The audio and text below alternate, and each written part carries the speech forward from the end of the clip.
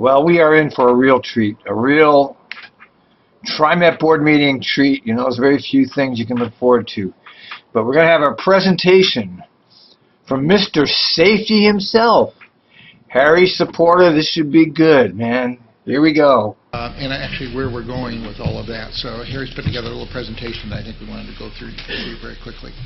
Good morning, morning. President Warner and board members. I think you do have a, yes, that's it. And what I'd like to do this morning is give you an overview of the crime statistics. Principally, the annual report focuses on the MAC system, and then give you a little bit of some information about how we improve security on the system to address the issues that we identified, and then the next steps beyond that. So if you go to the next page, you'll see that for the first quarter of 2013, that's not really the annual report, but I did want to highlight that to show that we are 11% down on reported crimes as compared to the first quarter of 2012. If you look through the page, you can see that there was a steady rise, and although there was a modest increase in service, there wasn't really a significant jump in reported crimes between 2010 and 2011. But then you see that there was a significant rise in 2012, and jumped from 507 to 574 reported crimes. But also keep in mind that the target was not necessarily the person to cause harm, but rather the target was of their belongings. So if you go to the next page, you'll see a graph. And you can see that the crimes against customers, there was a spike, and that's that top line. There was a spike in the March to June time frame. And you can also see that there was then a steady rise of auto theft beginning in July through October. So obviously the next question that needs to be asked is what led to this increase? So if you go to the next page, you can see that the primary target was electronics. And this is not something that's unique to TriMet. This was actually something that was occurring nationally with other transit systems, but also within cities. And Portland is really no different. And most of those crimes, we had 42 robberies on the MAC system. That's pretty significant. And most of those occurred in that first 6 months. So we developed a strategy to deal with this issue, and you'll see that there was a significant drop after those first 6 months. The second issue was bicycle thefts. And these were largely due to individuals not securing their bicycles appropriately or not being attentive to the bicycle itself. And then lastly, what we call objects left behind. This is something that's left on board, person forgets it, and then reports it as not showing up at TriMet because they call into Lost and Found, and they say, no, we don't have it, and because of that, it's reported as a theft. So those were really the... Go ahead. Harry, if you could please explain the difference between a robbery and a theft. Oh, sure. A robbery is when I confront you and I say, I want what you have in your hand, and I take it away from you, whereas the theft is that I reach into your backpack or your bag and I lift it out from your bag. So I'm not... Confrontation versus non-confrontation. Correct.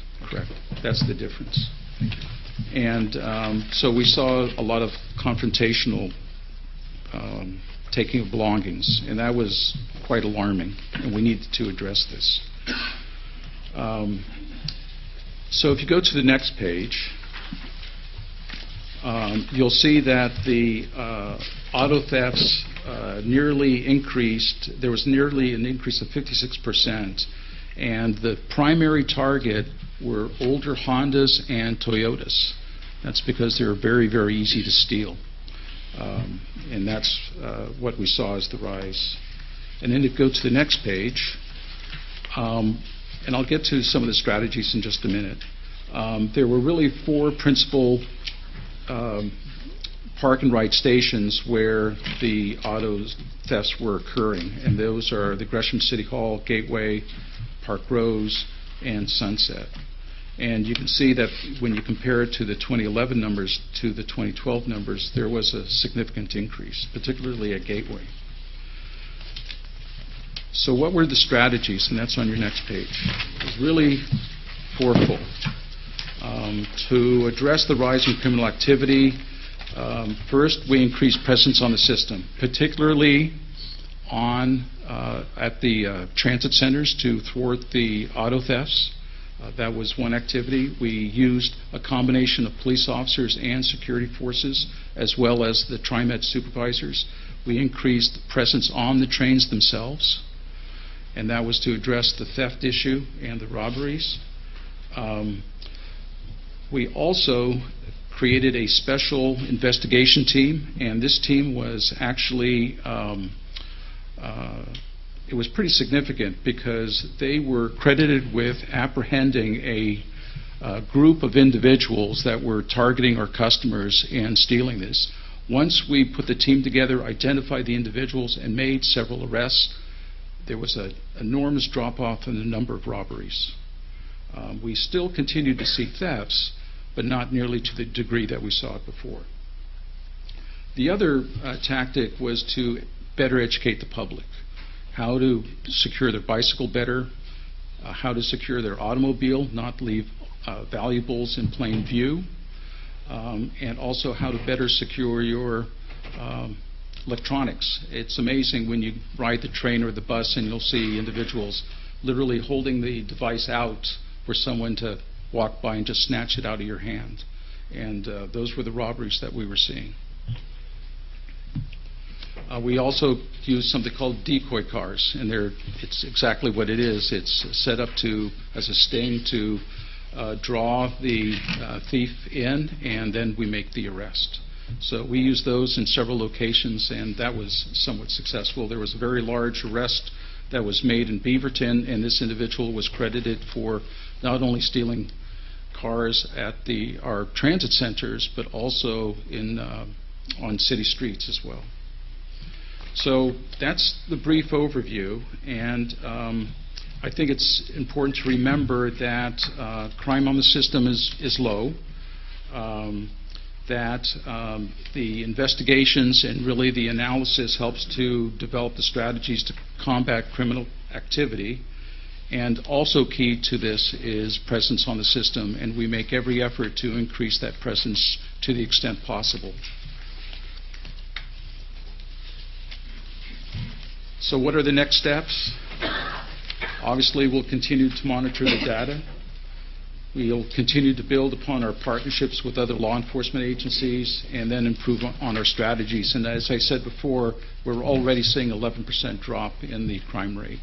So I fully expect continued improvement in that particular area. So I don't know if you have any specific questions. Well, that was a very enjoyable Harry Sapporta presentation. You know, and you don't get much from him or any of the bureaucrats in the way of any kind of incriminating. They never incriminate themselves or say they're doing badly. I'm not sure what they can do about it. I've always been a big believer in having police ride the trains. I mean, instead of conducting missions on platforms, have them riding the trains and scoping out the transit system, the transit centers that they go through on the trains and moving around and being visible on the trains. And I hardly ever see police riding those trains. They used to ride them more, but not that I'm riding the trains that much. But I mean, you don't hear about it much. I always hear about the fare inspections on the platforms. They go in there, they check, they leave. They should be riding the trains. That's what they should be doing. They should have dedicated officers that just do TriMet. The problem with these transit police is that they respond to all kinds of other stuff. I can understand if they're available to respond to local problems, but the transit system needs its own police. and they need to be on the transit system. You can't just be hanging around at a transit center here and there occasionally. You know, his presentation is pretty fluffy. You know, he says it's been down, but the facts don't show it's down. It's your typical Sapporta evasiveness. You know, it's nothing shocking here, nothing enlightening. It's just your typical blah.